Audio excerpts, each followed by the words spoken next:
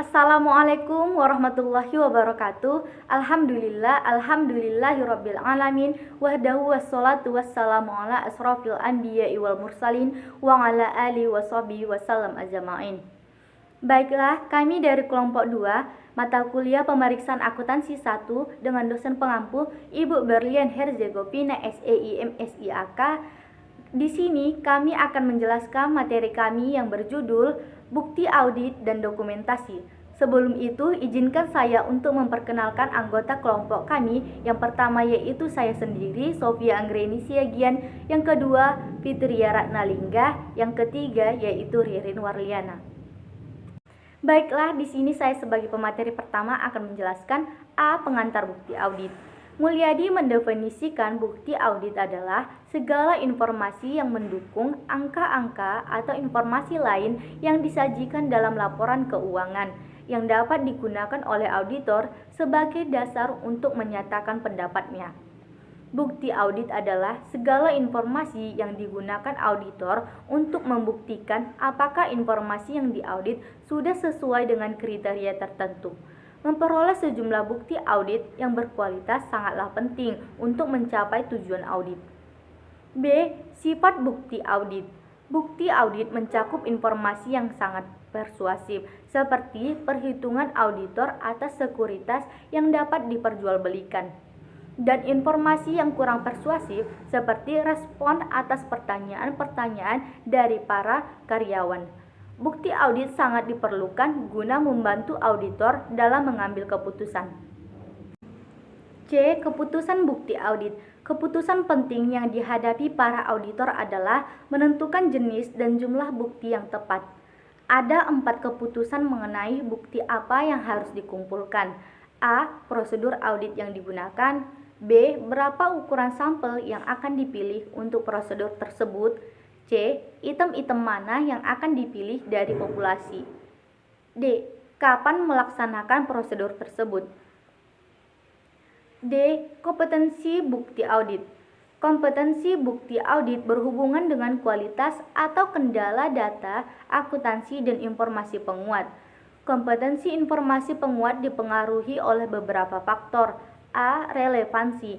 Bukti audit harus berkaitan dengan tujuan audit. B. Sumber. Bukti audit yang berasal dari sumber di luar organisasi klien pada umumnya merupakan bukti yang tingkat kompetensinya dianggap tinggi. C. Ketepatan waktu. Berkaitan dengan tanggal berlakunya bukti yang diperoleh oleh auditor. D. Objektivitas. Bukti objektif umumnya lebih andal dibandingkan dengan bukti yang bersifat subjektif. Pertimbangan auditor tentang kelayakan bukti audit yang dipengaruhi oleh beberapa faktor berikut. 1. Pertimbangan profesional. 2. Integritas manajemen. 3. Kepemilikan publik versus terbatas. 4. Kondisi keuangan. Sekian penjelasan materi dari saya. Materi selanjutnya akan dijelaskan oleh teman saya. F. Prosedur audit untuk memperoleh bukti audit sebagaimana telah disyaratkan dan dijelaskan dalam ISO 315 atau reviset dan ISO 320. Bukti audit untuk menarik kesimpulan yang memadai sebagai dasar opini auditor diperoleh dengan melaksanakan yang pertama, prosedur penilaian risiko atau risk assessment procedure. Yang kedua, prosedur audit selanjutnya atau further audit procedure. Yang ketiga, prosedur substantif atau substantif procedure. Persuasivitas bukti audit. Persuasivitas bukti merupakan tingkat di mana auditor merasa yakin bahwa bukti audit dapat mendukung pendapat audit dan penentunya adalah ketetapan bukti. Yang pertama, relevansi. Relevansi bukti ini mengacu pada tingkat di mana bukti tersebut dianggap dapat dipercaya atau layak dipercaya. Terdapat 6 karakteristik reliabilitas dari bukti audit, yaitu independensi penyedia bukti yang memperoleh dari luar entitas lebih dapat diandalkan dibandingkan dengan bukti yang diperoleh dari dalam entitas. Yang kedua, efektivitas pengendalian intern klien. Bukti audit lebih dapat diandalkan jika pengendalian intern klien efektif, bukan lemah. Pengetahuan langsung auditor. Bukti audit yang diperoleh langsung oleh auditor melalui pemeriksaan fisik, observasi, perhitungan ulang, dan inspeksi. Yang D, kualifikasi individu yang menyediakan informasi meskipun sumber informasi bersifat independen yang menyediakan informasi tersebut memenuhi kualifikasi untuk itu. E, tingkat objektivitas bukti yang objektif lebih dapat diandalkan dibandingkan bukti subjektif. F, ketetapan waktu bukti yang terkumpul tepat pada waktunya dapat diandalkan untuk akun-akun neraca apabila diperoleh sedekat mungkin dengan neraca. 2. Kecukupan bukti jumlah bukti yang sedekat mungkin dengan neraca.